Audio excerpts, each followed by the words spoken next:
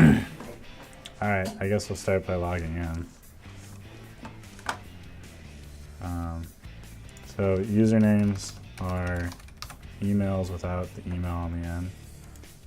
And the passwords in the beginning are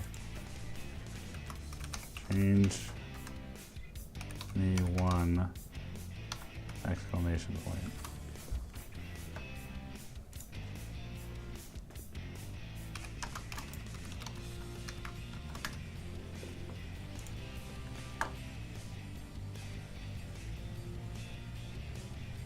So when you log into the system, it brings you to this main page here.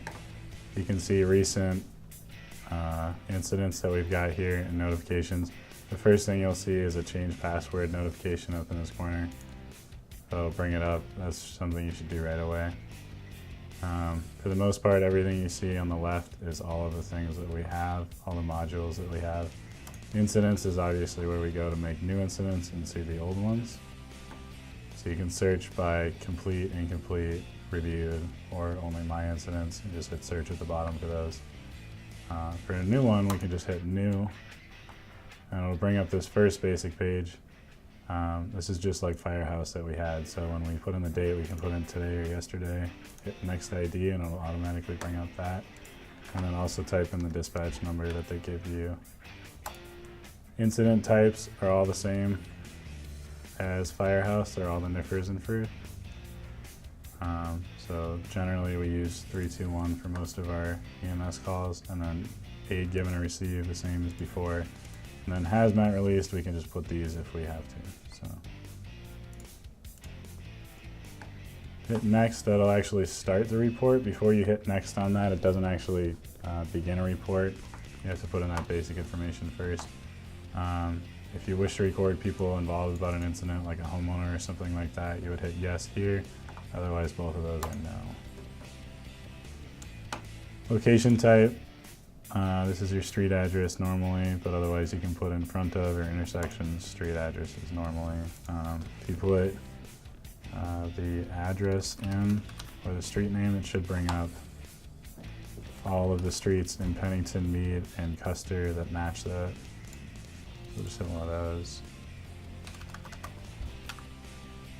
Street type if you want, and then city code, we are Rapid Valley, which is going to be 53007.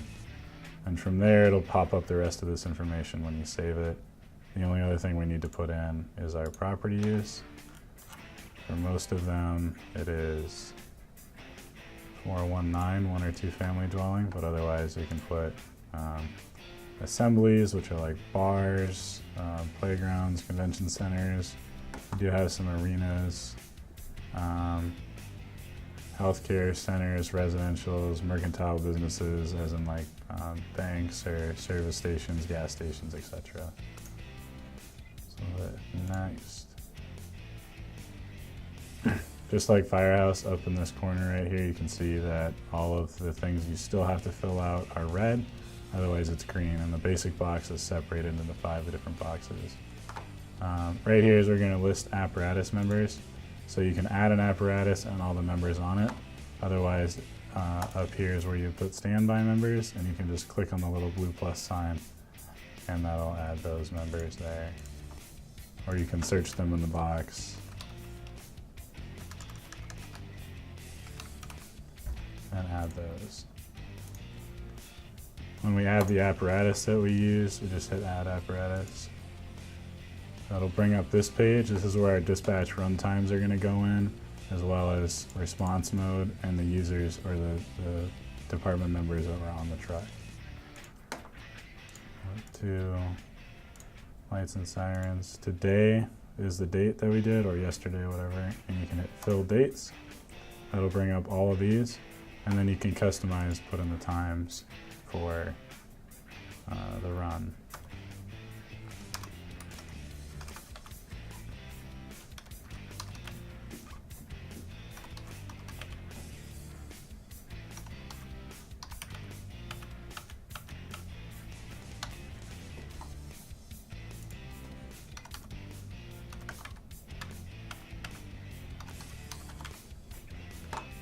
That'll bring up that. We can put whoever was on the truck. people. And then we can hit next, that'll automatically save it. And it'll show up here with the times that it was. So that one's good.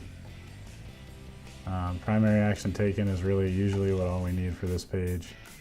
And we'll just put, for most of them, we provide basic life support. That's all it is. Even if we didn't do anything, we just put 3-2.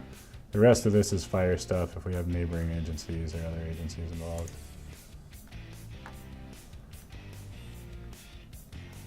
You can add a narrative. So each person in the incident can add a narrative. So it automatically pops up as soon as you add. You can put in your title. So for me, firefighter EMT, the truck you were on, and then you can just type your narrative here. And it's got spell check and everything like that. Hit done. It'll automatically save it. Other people can come in and add narratives if they want to for certain types of calls. We can keep everybody separated there like that. We get custom, that brings up our primary contact questions. So we have to fill these out for everybody. Every call we go on should have a primary contact, and you just have to give your best guess.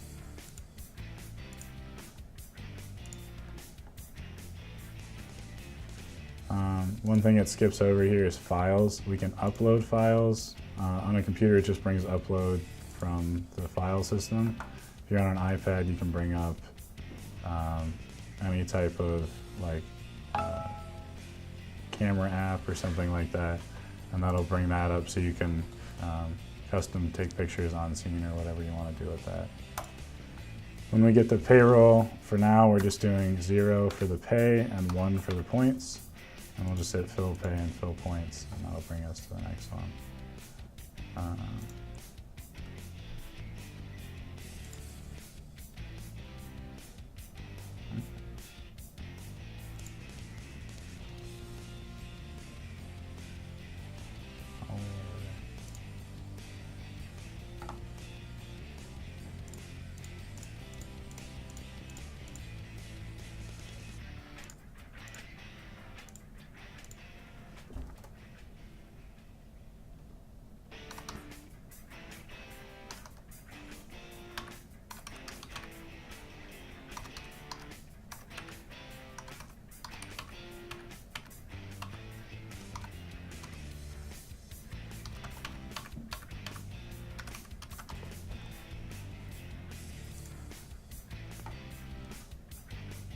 Once all of these are green, you've finished all of the fields, we can go to authorize, which just means we're going to verify that we think it's complete. You'll type in your password and then set complete. It'll put all of these. You can add another incident. You can return to a summary page. You can do exposures, something like that, or you can log out of the system. This will just show you what you did. You can still go back and edit it, but for the most part, it'll just say completed by that date. That way we can go back and review it.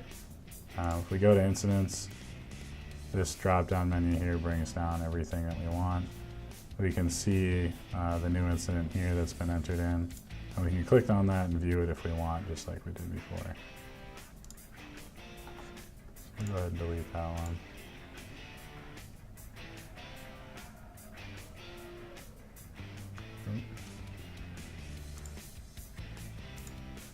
If we go to home, it brings up all these pages just like before.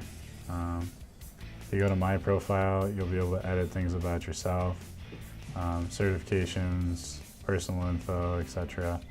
Or if you want to change passwords. But for now, that's basically all we've got.